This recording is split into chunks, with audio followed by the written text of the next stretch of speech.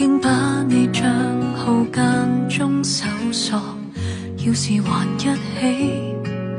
明天婚禮我或會當主角，又碰到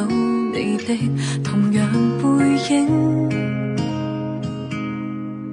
呆望1秒以後便知要清醒。未來不打擾對方，也不祝福對方，放不低所以不來往，提防不小心聽到你的最近情況，要假裝好友亦不恰當，若然很清楚對方，更不應找對方，就算再見亦會失望，難道可以相多一次，合照與對話我亦驚會想返看。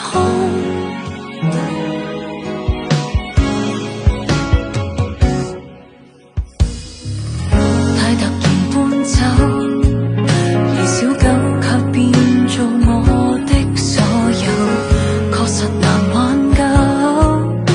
怎掙扎也實在應分手，受夠的痛苦逃離及早，留下的愛舊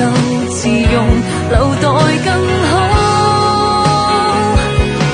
未來不打擾對方，也不祝福對方，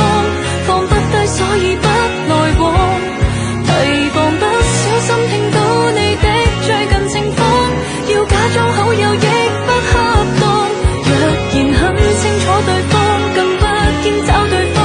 就算再見亦會失望，難道可以相多一次，為我要顧慮我自尊，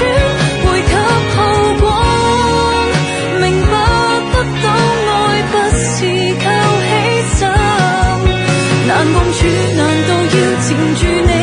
連累一生，未來不打擾對方，也不祝福對方，最好這一世不來往，提防不小心聽到你的最近情況，這種狠心也是種